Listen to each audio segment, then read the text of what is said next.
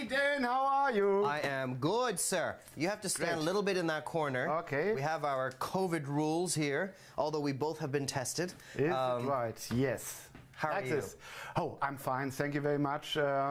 This studio is a studio I really know very well because here started all the esports broadcasting in Germany with Sport 1. Really? Really awesome. Yes, I've been working for Sport 1, so I know the studio, I know the people here, and it has been a warm welcome to come here and meet all the people. Yeah. Wow. So we're in the birthplace of esports in Germany. For the German market, yes, that's right. Incredible. That's right. That was my role to bring it in front of all the people who are loving sports, of course, to bring this new topic into their worlds. Yes. Super. Now, I'm going to ask you a dumb question. Yes. And I'm going to ask the audience a dumb question.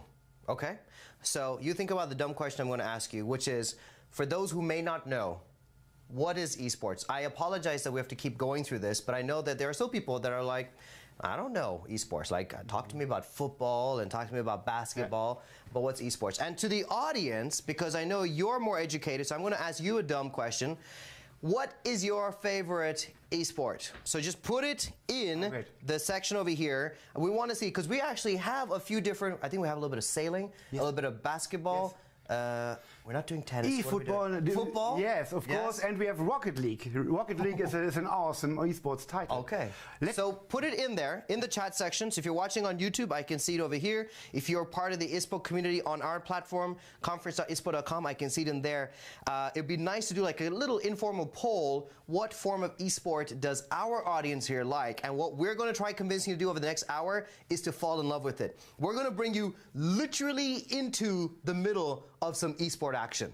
Like as it's happening. It's not a simulation. No, it's all live now. And Yes. that's awesome. Okay, let me start to explain what esport is. Esport is mostly the same as traditional sports. Okay. What? You say, what? I say, yes, because all the characteristics of esports are really similar or equal to normal sports. But you have another situation to bring in your avatar, yourself in a new position. It's like tennis, okay? You know tennis. I love tennis. You love tennis. Yes. Yes, you are on a tennis ground. Yes. This tennis ground is in esports digital. Yes. Easy. Easy. You have, with tennis, you have a racket. Yes. Yes. The racket is your mouse and your tastature. Yes. And you have a ball. Yes. And this ball, if you drop the ball and it goes to the ground, always goes with physical habits from one point to the other. And that's the same what happens in esports. The people are transforming themselves into an avatar on a digital platform, and everything they do is the same the others do from the other team. And they compete each other with all the possibilities of the different esports titles. And one short note. What do you think? How many people are watching esports? How big the audience is? I know that it's massive. And I know we're talking big numbers. Hit us, tell us. Yeah, it's really big numbers. In 2020, we have an audience with about 500 million people who are in this esports game, who are watching and mostly playing themselves. Isn't it crazy? That is crazy. And dare I say, have we reached a point that there are more people involved in esport because of the pandemic and all than in actual real live situations at this point? Yes, that's really interesting because I have some figures from Nielsen. Nielsen is a big company who goes into the figures and the topics of sports. And yes, there have been some lifts, some uplifts, but very interesting. Not in the regular esports titles like League of Legends, Dota 2 or Counter-Strike, but in the virtual sports topics. And that's the reason why we show today virtual sports and esports. Esports, sports simulations for the audience. And today we have a big honor to have some really big tournaments live happening at this moment. Why don't we watch something right now? Yes, we can drop in an eFootball tournament. Okay. If we want to. That is this tournament.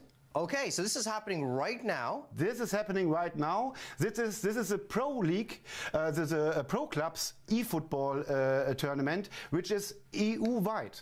We have teams from Portugal, from Spain, from Poland, and from Germany who are competing in the semi and in the finals today. Can we hear some sound, please? Let's see if we can hear what is happening in there. Although there's a chance the audience can hear, maybe we can't hear, possibly. Might be. Yeah.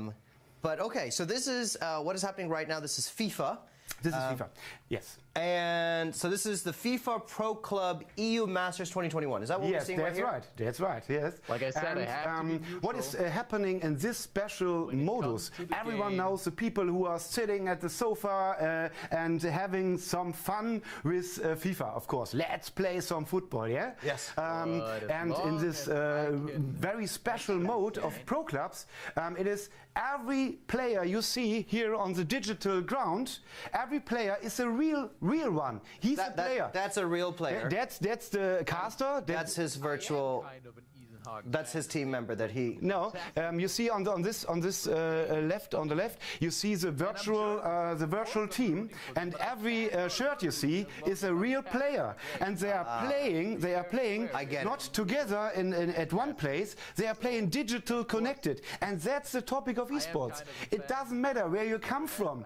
The only topic you have to have is a good Wi-Fi or good internet, but you can play together, and that is what is happening right now. 11 versus 11 players are competing in digital sports. Now, I also know that this is big money, but we'll get to that later. Yes. Because I know that there are audiences, huge audiences, yes, that are watching these amazing esports. I mean, they are rivaling the celebrity status of real sport athletes, right? Which is incredible. But I also think we have Patrick Bauer here. Is that correct? Yes. Who is Patrick? So before we get Patrick, who is Patrick? Patrick is a founder of an fan engagement tool. This is called Esport Manager, and this fan engagement tool brings fans the possibility to go in contact with the team, with the esports team, and help them to have the best strategy, to have the best players on the field who are playing, because they can manage the team from outside. They are members of the management of these teams, and that's awesome, because fan engagement. You told it in the talk before. We need brilliant sportsmen and sportswomen, but we also need a community. We need fans who interact with them and who has a real shape of feeling with them, and that's something which is happening with esportmanager.com, and that's really awesome. And I like these entrepreneurs really much, because they love what they do and they love what fans do, and that's awesome, I think. See, what's interesting that I've just picked up on that I did not know before is that there are new types of engagement available on esport that you cannot do in real sport, because there's no way I could call a manager and say, here are my top strategies. Yes. But you can in esports, which is really cool. Now, okay, so I think we've got Patrick on the line.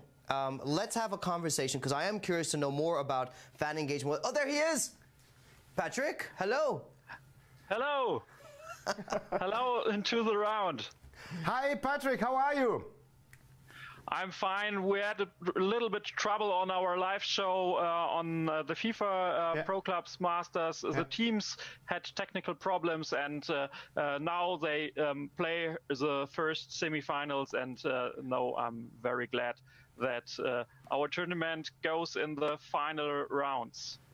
May you tell us something about the Pro Clubs modus, about the mode? What is a special topic on this mode? And maybe it is possible that you combine it in your answer with the points and the strategic points businesses, corporates, and maybe the government has to grow with these digital connected people. It's your stage. Patrick, tell us something. Thank you. Pro Club is, for me, the digital transformation of football. It's a really amazing mode, because you have 11 players which go in their avatars and play their own their own role on the green field. It's more football than anything else you can play on FIFA, and it's for me really it's football just digital. I think you have the structure behind the team with managers. They have to make decisions, maybe in future with esportmanager.com, and they have to decide which players has to play or could play, which players have to sit down on the side, and which have to be on outside the place. And it's really nice, because I think you have the possibility to build a business around the pro club scene, similar like the normal football. Yes, I think it's really it's first, or we are still at the beginning of the process that eFootball comes like an or make a development like the normal football business, and I think we are maybe in the year 80-70, 160 years ago, with pro clubs, and maybe we can see that we are in 5 years and 10 years at the development, growing up like football in the real on the real green. I love that. I love that analogy as well about how long it's taken pro clubs to get to where they are, in the next 5 to 10 years, what esports can do. In less than 90 seconds, Patrick, if you may, to our amazing business audience here that are watching, where do you see the similarities and dissimilarities between an esport team and a real team? I think the structure of the team is very similar. You have 11 players, and the 11 players has to train, has to combine their strategy, has to make a plan for the match. It's really similar to a normal football team, and the experience for a fan could be similar, but could be. At the moment, we have no similar fan experience, because you have no stadium where you can meet the digital football clubs. You have the possibility to see them maybe on Twitch, like tonight with the FIFA Pro Clubs EU Masters, but there are no structure to give a big stage for pro clubs, and our aim is to change that. All right. Well, Patrick, thank you so much for joining us.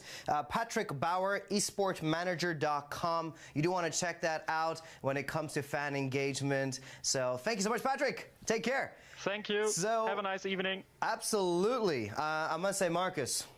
Yes. There's a lot of love happening online right now for you and I. Maybe we should be a team, because I'm looking at some of the comments and it goes, Marcus and Dan is too much energy for this stage. It's going to crack. Yes. So I'm looking at that. That's on the ISPO account, and on the YouTube account, I can see people here saying, yes, it's actually like esports.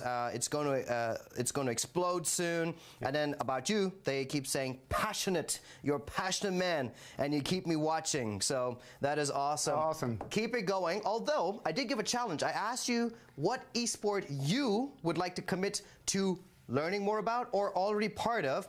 We did have someone say tennis, but surely of all the people watching, it cannot be just one person that's playing an esport. Yep. So let's give them another option. We looked at FIFA. Yes. What about sailing? Any chance we can take a look at some sailing? I have the streams with me, and I see the stream isn't online at the moment. I think that they have technical problems, but that's something which happens. That might happen, but I can tell you something about e-sailing if you want.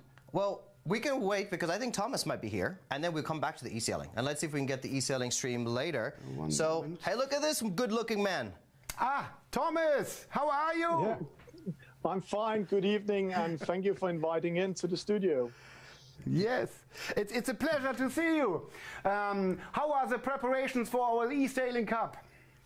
Right now we are waiting to go live. We will go live just after this interview. Okay. I'm sitting in the studio at the moment. You can see the blue screen behind us. Yeah. And the teams are actually waiting for the go signal. And it's going to be very exciting tonight. Esailing is a topic which is very new for people in their attention.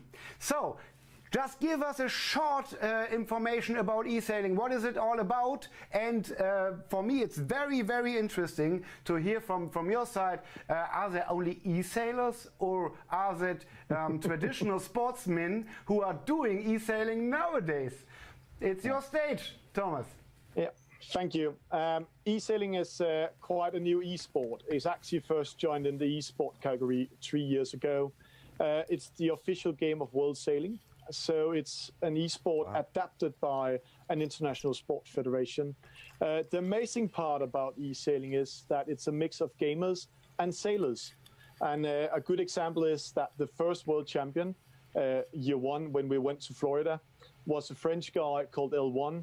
And he was a former top sailor, then second world champion in the game, an older guy, 50 years old, and that's also the amazing about e-sailing. Filippo Lanfranci from Italy, also an old sailor, but this year something incredible happened. Jorn Gadona, CLDP grinder, and Finn sailor from Spain, almost qualified for the real Olympics, won the world championship in e-sailing. Okay. So in some ways, when we're talking about esports, at least with our audience here, Thomas, it may feel fresh and new, especially compared to some sports that have been around for hundreds, if not thousands of years. So if you could paint the picture of e-sailing in the future, what would it look like? E-sailing in the future is only growing. The game we are playing is called Virtual Regatta. It's actually 10 years old, 12 years, I think, this year. But it's first grew the last 3 years for serious because it was adopted by World Sailing. And it's growing and growing. And in November, we actually wrote eSport history. We were the first eSport to be showcased on the Olympic TV channel. And that's actually the studio we are in right now. That's where everything happened. So it might be Olympic in the future. Thomas, I've met you on LinkedIn talking about the Vendée Globe. I think everyone who is in sports knows this regatta, 80 days to go once around the world, and we have had Boris Herrmann from the German team first timer in Vendée Globe, and about 1.2 million people run into this regatta, but only virtually. I was so amazed. But as we met and talked about e-sailing, I thought this is the best esports for the older people who. I am too. I'm a sailor too. For those sailors to go with their passion into the sports every time they want to. Are there any specific topics you have to know if you want to drop in as a sailor into the e-sailing world?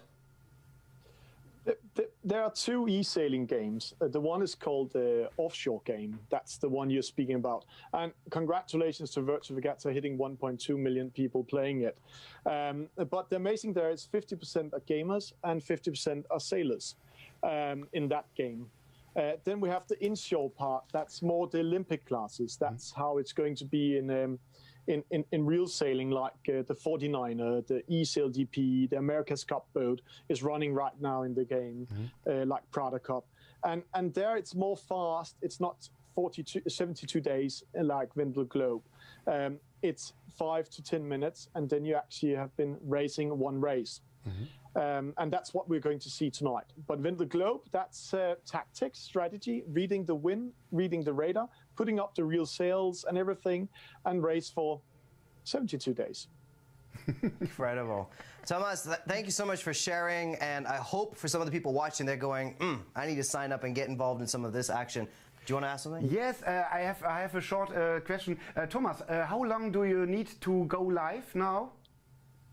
We'll be live at the 8 Munich time, so in 15 minutes we're starting. The show starts 5 minutes before.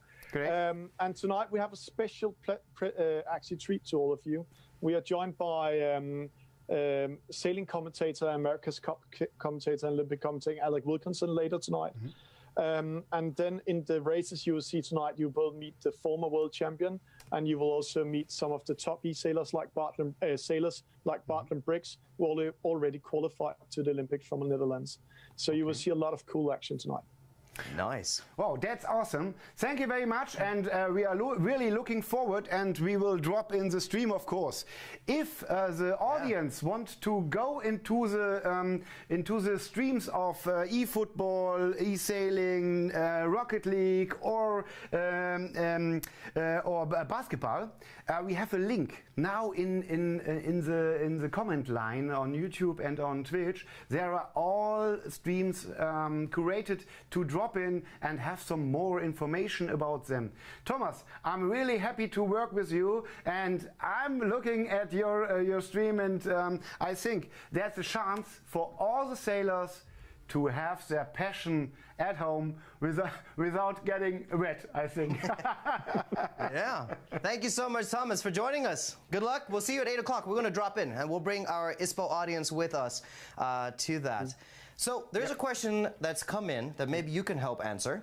This came in through our ISPO community network. And the question is, esports is fascinating as a platform for brands to engage with consumers. Can you share your perspective on esports fashion and apparel trends? Oh, that's a really interesting topic. Yeah. Thanks for the question. So that question is from Adriana. Hi, Adriana. Nice to talk to you. Yes, we have some typical topics which have been driven in the esports community already. We have, for example, Louis Vuitton, who did a big partnership with League of Legends, with the Worlds of League of Legends. By the way, 115 million people watched this tournament. How many? 110 to 15 million. At the same time? Yes. And that's awesome, I think. They did a showcase, and what they did was that they have had a presentership with the fans to interact with the players on the digital field. There was a hero in League of Legends. There are already 140 heroes, and this hero was with clothing from Louis Vuitton, and you could play with a hero with Louis Vuitton clothes. That's possible.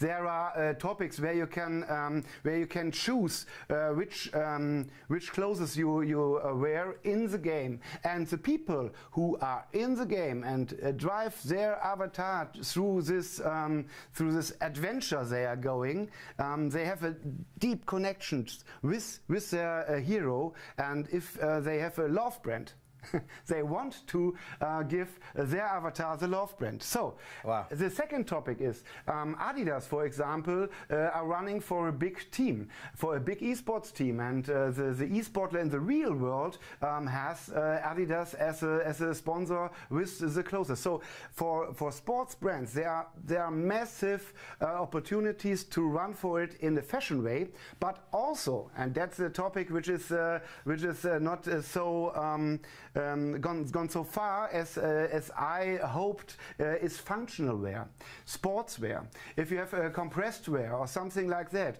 esportlers need something like that because they are playing 7, 6, 8 hours in the game, in the tournaments, and every fashion, every sports functional wear which helps them is a functional wear which they will wear and which they love. What can the sports industry, the sports textile industry do for esportler? It's always a question. How can you help them? How can you enable them to have a better constitution and more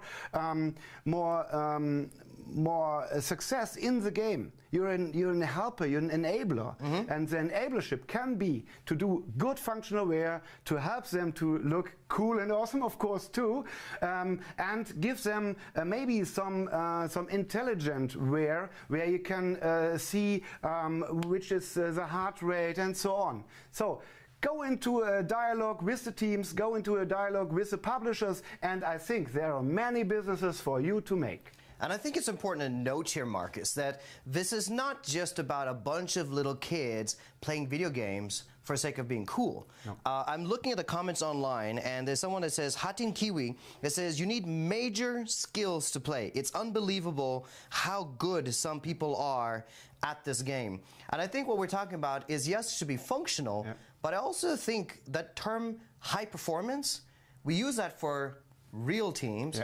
But there is a level of high, I mean, if you're playing for 8 hours, of course, there's high performance even in esports. Of course. So if brands are not engaging with this and going, we need to create high performance wear for these athletes, then you're completely missing what esports is about.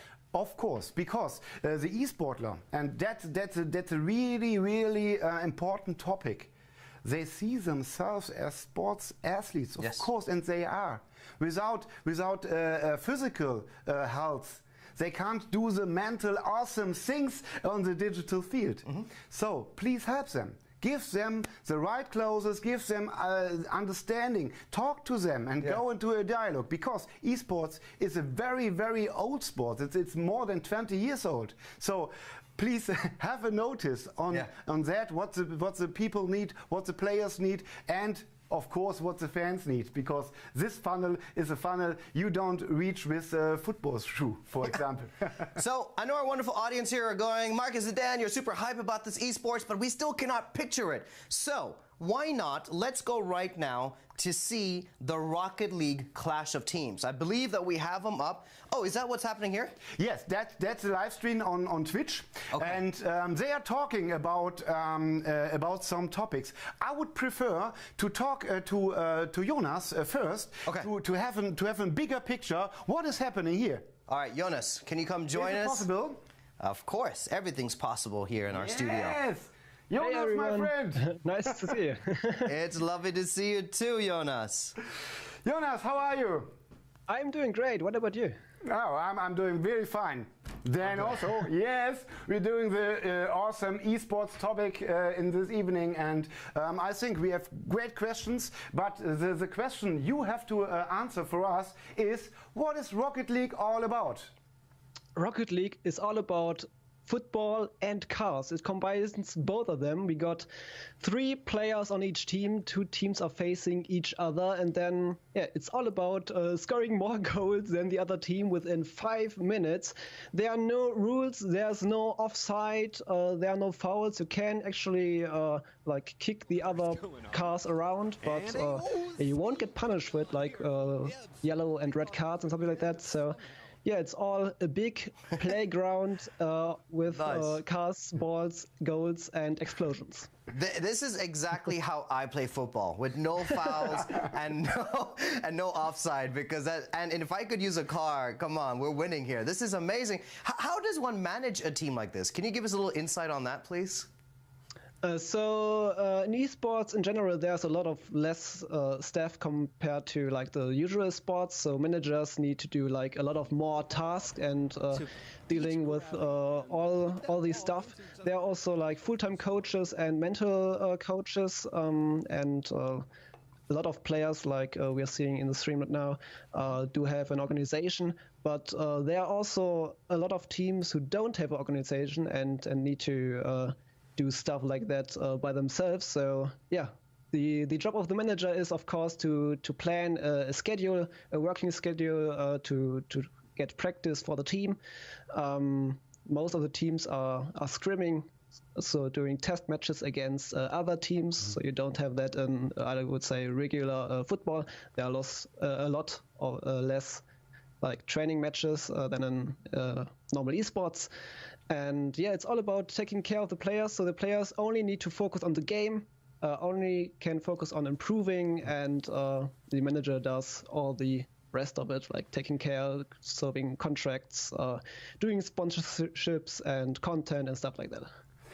I would like to give the audience a feeling of what is in the game Rocket League, how it's going. Can we please go into the game with all the sound and emotions? And Jonas, can you tell us what the people do and what is the special habits, the special topics they have to do in this game? So this game is a show match between. Okay. We hear to the comments. We hear to the commentators, to the casters, and drop into our interview after 1 or 2 minutes. That's something we want to do. That on in. Not going to connect. Breezy and Hibbs bumping into each other. A little bit of personal space needed there, it seems, as Breezy takes it to Smiller getting the block, though. With the follow-up, he's just going straight for net. No, he had Smiller just below on the left. He needed to use that pass. I just love looking at Hibbs and seeing him be surprised at how small this car is over and over again. But a bunch of ground pinches that he didn't get. I wonder as well what it feels like for Scrub going back to the Batmobile. Like, 'cause that is a big, big difference from the Octane, you know? That is true. But this is... You're not really playing for anything here, and I mean, the Batmobile is... I mean, it depends on how good you are at ones, but if you can play a Batmobile in ones, then you are definitely... I'd say you're scary. You're a scary opponent, and maybe he just wants to try it out. Maybe he wants to bring it back. Get a little bit of practice in for tomorrow for 1v1 matches then against Miller. Just be there like teasing him. Oh, this is what you've got coming for you, buddy. You better be afraid. Right now, though, Smiller attack over to Nolly. Beautiful connection, but not a man to finish it off.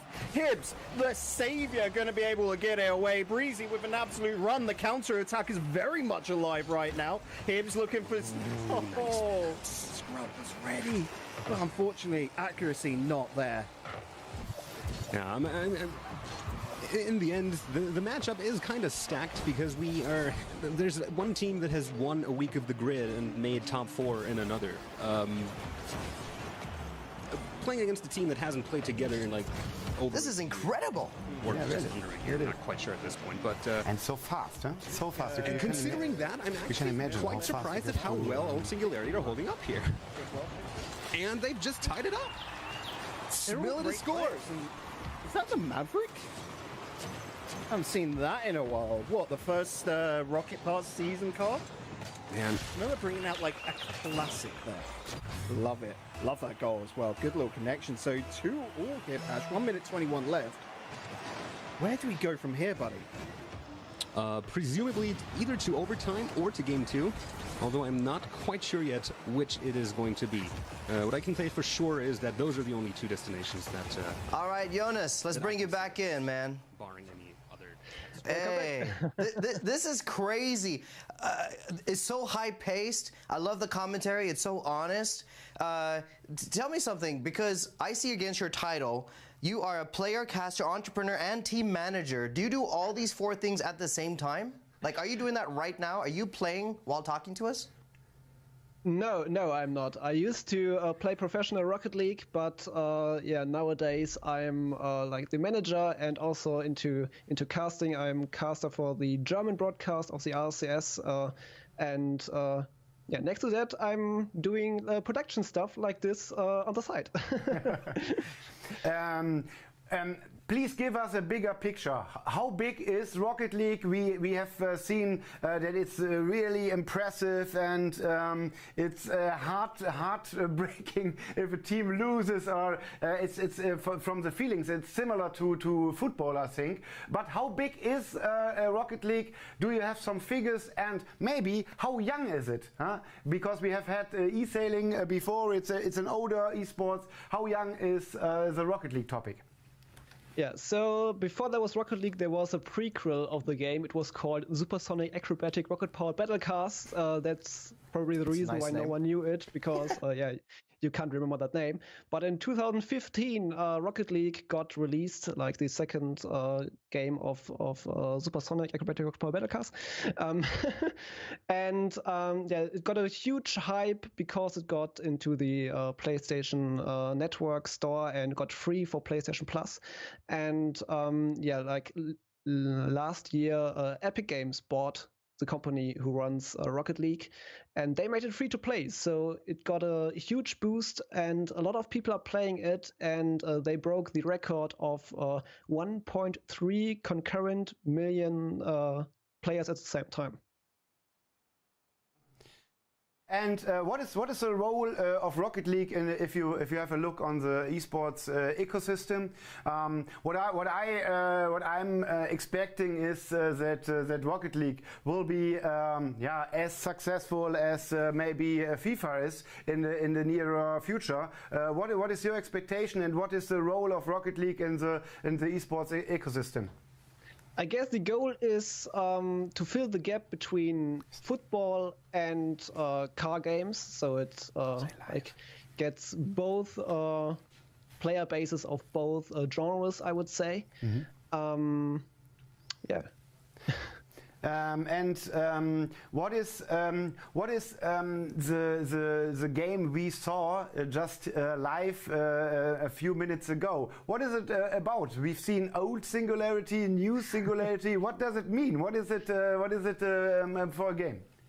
It's actually a show match. So we got the fun story that Godsmiller, we are saying on old Singularity, got replaced twice by Scrub Killer on the new Singularity side. So there are a lot of roster shuffles in the esports scene, and teams switching players around and trading them to get the best possible team. And sadly, Godsmiller got replaced twice by the same player within the last year. So we thought it would be funny to let them face against each other. So there's this game we are seeing right now, it's the old roster against the new roster, and there will also be a show match between Godsmiller and Scrub Killer in a 1-versus-1 game.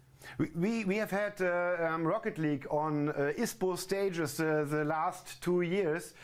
What was the feedback you got from the sports industry? Maybe that's something which you can share with the community we are talking to at the moment. Is Rocket League, or is this topic an interesting topic for the sports industry so far? Are there strategies to go with this title? Do you know some insights for us?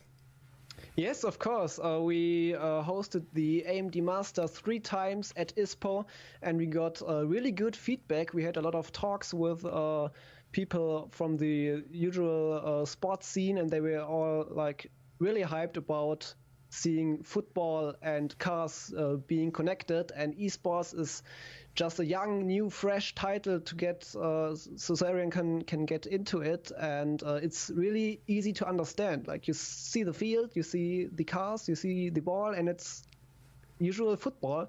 So it's really easy to understand what's happening here. But it's not easy to learn how to play, of course. The teams has to train so much and has to be involved in this topic. They are real athletes. Before we go into the Esailing stream, I would like to know from your side, because you played for yourself, in big tournaments. How much work is it to play a major role in the tournaments, in the big leagues like Rocket League, RCS or something? How much work do you have to invest?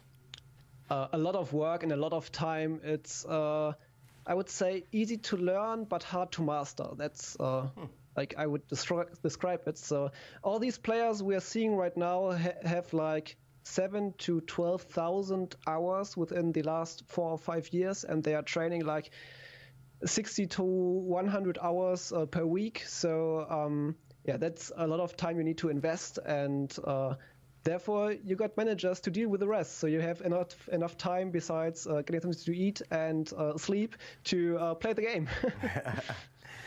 Thanks for visiting us. Thank you so much, Jonas. Really appreciate that.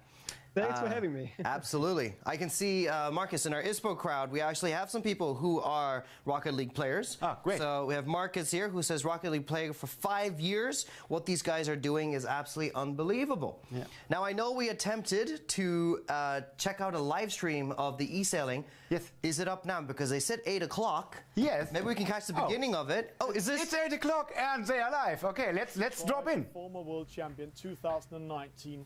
Villes the 7-1, also known as Filippo Lanfranci, and they are a little bit more up age, but the Italians know how to do. So what's going to happen tonight is we are going in to have a great battle, and the first races is going to be set already. But before we're going in to start the races, let's just have the format, what it's all about.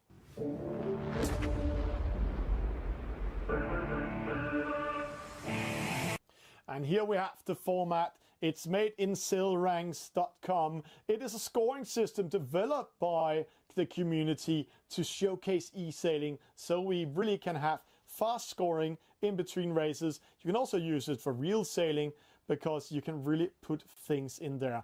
But the first battle is a BO5, best of 5 races. It's team race format, so we're going to have a 5 versus 5 in a laser, 4 versus 4 in a J17, 3 versus 3 in the F50, that's the Sail DP boat, and 2 versus 2 in a J70, and a 1 versus 1 in the final in the Star boat. But the first team to win 3 races will win the regatta. So let's start the races. Let's go in and have some action. Let's join in and see what it's all about.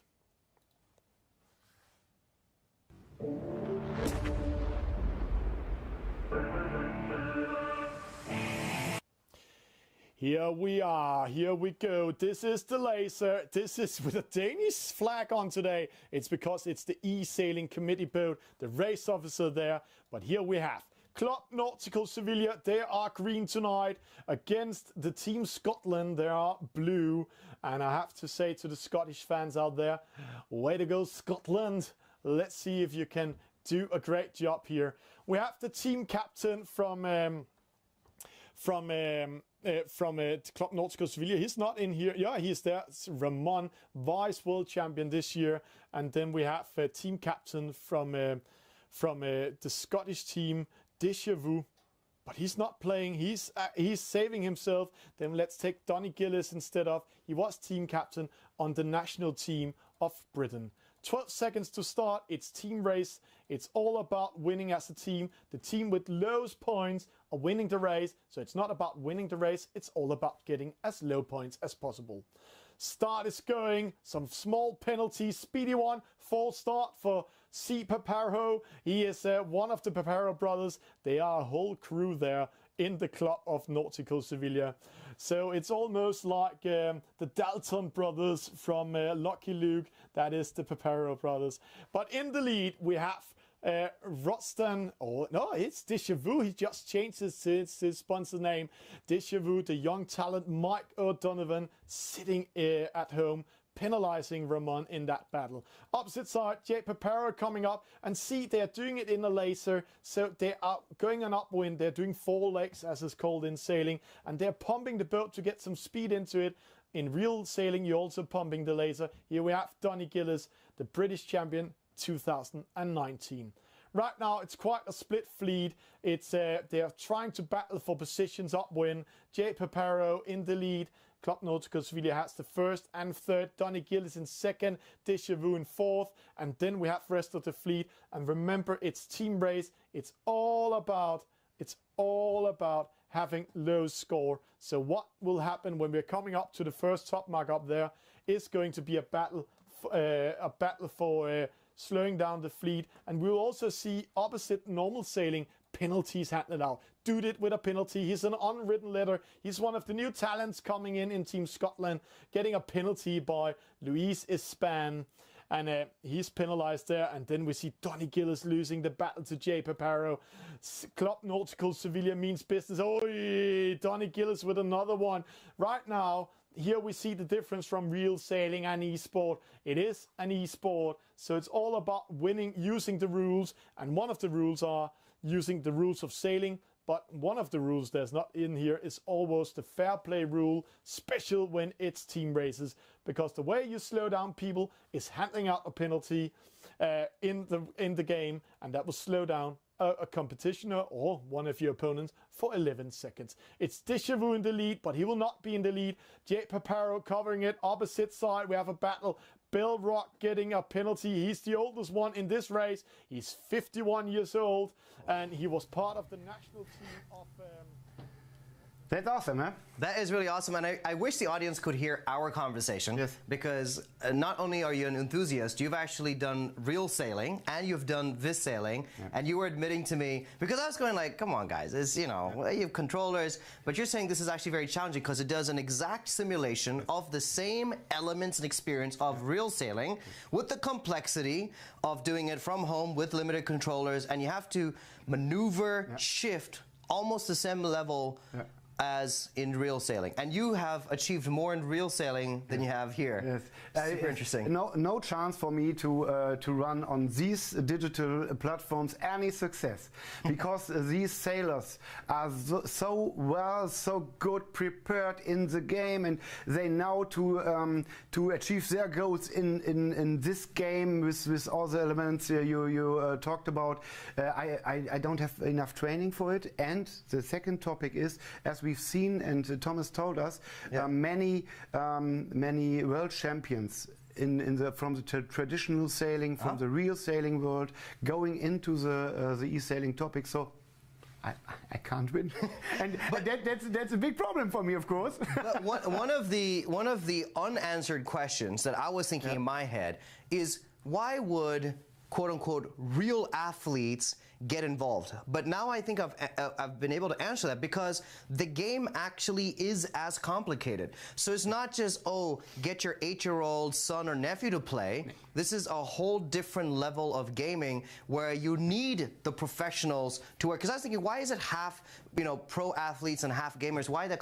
Now I know, because you need that level of insight, expertise, knowledge, experience to play this. Yes, and team play like in NBA 2K, for example. In NBA 2K, we have 5 players who are as a team, like in the real world, in the traditional sports, on this field, and they have to talk with each other to get the best possibility to run their strategies. Can we please drop in the NBA 2K topic? That would be awesome. Let's watch some NBA. Come on. Ist den nicht. Also selbstverständlich ist es so, dass du natürlich immer wieder bei Null anfängst, und auch wenn es deine Heimarena ist, hast du jetzt nicht in dem Sinne einen Vorteil, dass die Spieler sich irgendwie wohler fühlen oder ähnliches. Ich glaube aber trotzdem, das hat was mit Gewohnheit zu tun, und wenn du natürlich die ganze Zeit die Arena siehst, die du gewohnt bist, mit den eigenen Farben, mit dem eigenen Logo und so weiter und so fort, das macht schon ein bisschen was mit dir. Natürlich hast du nicht dasselbe wie mit dem Heimpublikum, wenn du jetzt in der Arena sitzt, weil da hast du natürlich das Publikum, was dich anpeitscht und so weiter und so fort. Das ist, glaube ich, eher nochmal ein Thema, wenn du über Offline-Events sprichst. Jetzt rein digital ist das natürlich, das sieht nach mehr aus, als es ist, um es mal so zu sagen. Aber ich glaube schon, dass diese Gewohnheit einfach das, was die Augen die ganze Zeit sehen, das ist ein Ding. Also wenn du in deiner eigenen Arena spielst, hast du so mal so ein bisschen das Gefühl, dass es sich gewohnter anfühlt. Weil gerade wenn du dann mal noch andere Farben auf dem Feld hast, das sind kleine Nuancen, aber du merkst das schon ein bisschen. What you see here are the commentators from the NBA 2K tournament. We have Bayern Ballers. That's the esports team from Bayern München. Wow. Yes, playing against EWE Oldenburg. That's a team from the BBL, from the Easy Credit BBL, and they are doing this esport match now.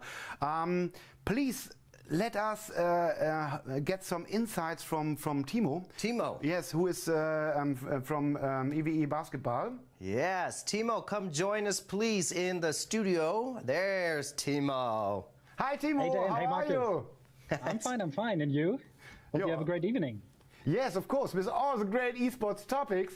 And now you have the chance to tell the audience about what you are doing with EWE Basketball Oldenburg in esports. What is the matter? Why are you running for this esports topic? Is it only for the fans, or for the community with the fans, or do you want to achieve big trophies in this game? I'm really interested in your opinion. Yeah, as you already said, it's quite. We have to look at it from two different angles.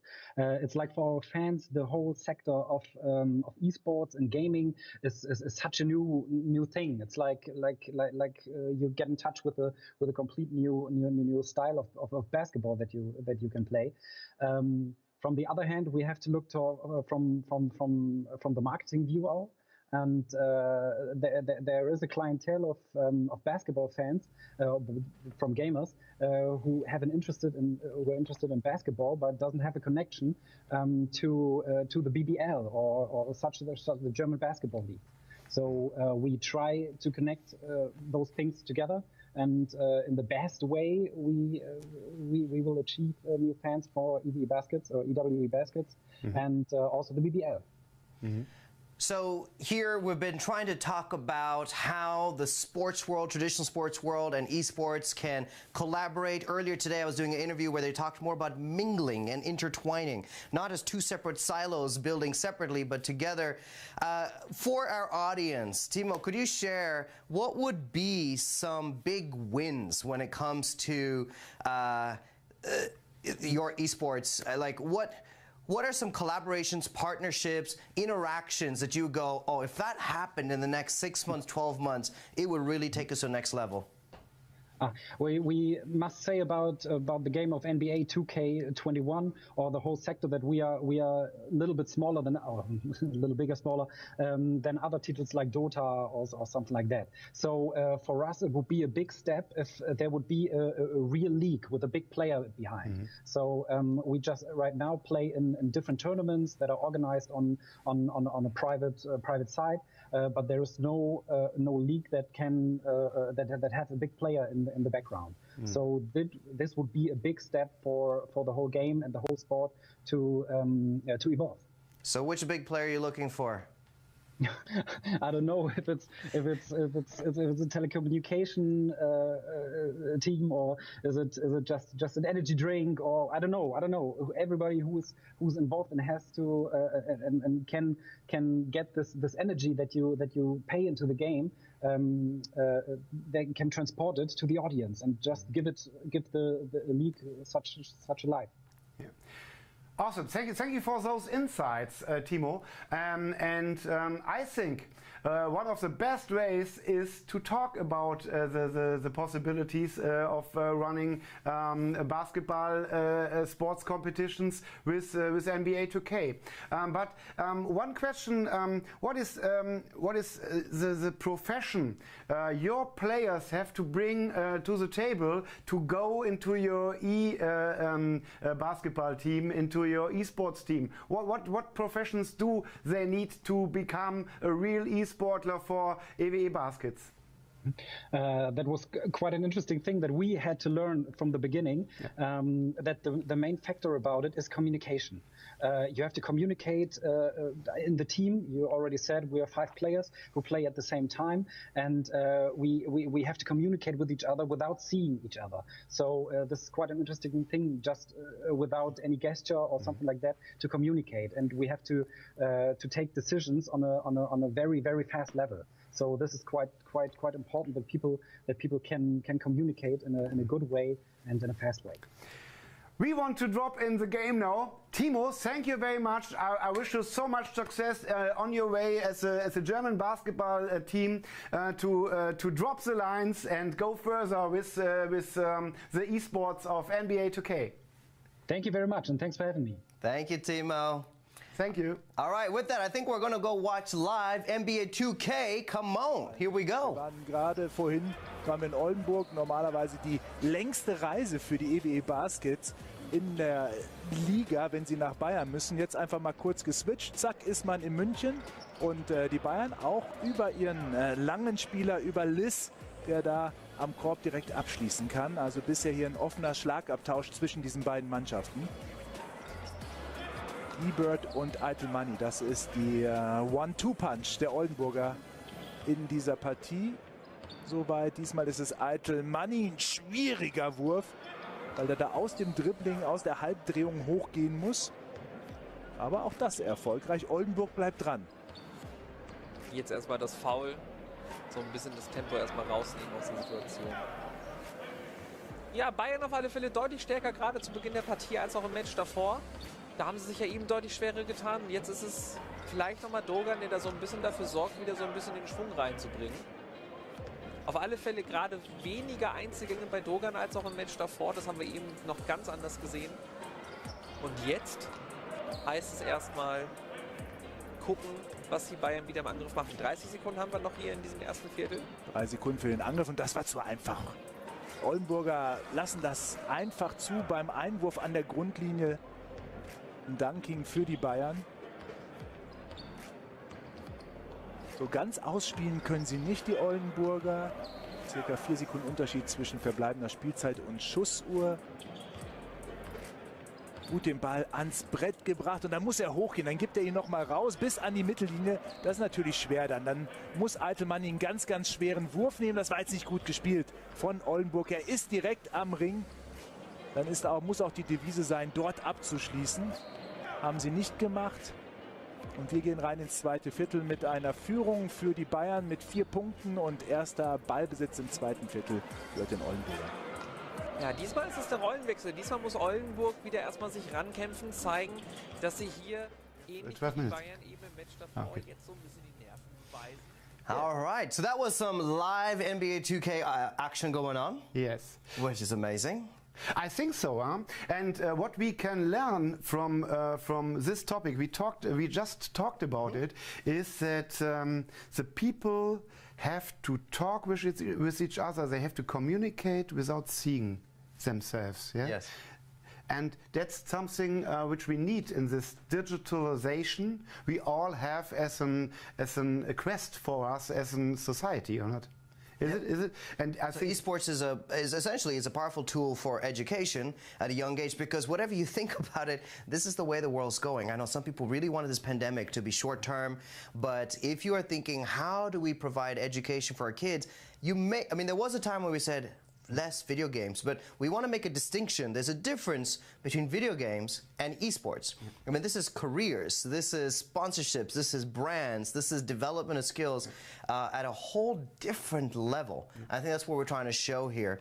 So some final thoughts here, Marcus. Yes. How can people get involved? I'm hoping that there are some brands going, okay, this guy is super excited about this. These people seem very legitimate. There are some big action. I know some people are still not in the game. They're still not involved. And they're still going, what is esports? How do people get started? I think the best way to get started is to talk to people who are in this game, who understand this game, and then the second topic for you to find your role in this ecosystem, because the esports community, the fans, the players, don't have any space for brands or marketeers who don't have a special enablership, a special product for them, or something to let them in the relevant set. Because that's something the esportler know very, very well, is to know who is important for me and who is not. And if you are just a brand with a picture of a new shoe, no one cares about you. So if you are, if you have functional clothes, for example, to make the players perform better, then it's interesting. Then you might get a love brand. So there are learnings I made in the product development and in the marketing cases and broadcasting cases we did, that you have to find your role in the esports ecosystem, and that's not easy, but it's possible to think about what can be something which you can bring in, which you can bring on the table, because everyone has something to bring in to get a better communication done, a better team play done, or something like that. So find your role and be authentic. So one big last question, macro level, industry level, global ecosystem level. What are the big trends? What are things that we should be watching out for here? Yeah, the biggest trend, of course, is mobile gaming and mobile esports. That's huge. That's massive in Asia. That's something which is a very big topic, but we have other mega trends, and that is something which is a real new esports, which is growing now. It's called exagaming or physical esports. Yes. That's something without your mouse and keyboard. It's about your whole body. Yes. And you have a whole body experience. It's full immersive experience. It's a full immersive experience, yes. And you bring in all of the habits and your body and your movement you have. Yeah. We have for example, we have games like Hado. It's a game where you have augmented reality glasses on, and you play a ball to the other team, and you have to hit them. Yes. And you're fully immersive in this game, and you bring in your whole body into the digital world. The same topic with virtual tennis, which is running wild at the moment with a startup from Austria, and you bring yourself with a virtual reality, with the VR glasses into the game, and you play with people connected all over the world. And that's something which I want to give you as an extra is esports is the most inclusive, the most digital, and the most international sports we have. So let's help to grow this topic and the scene.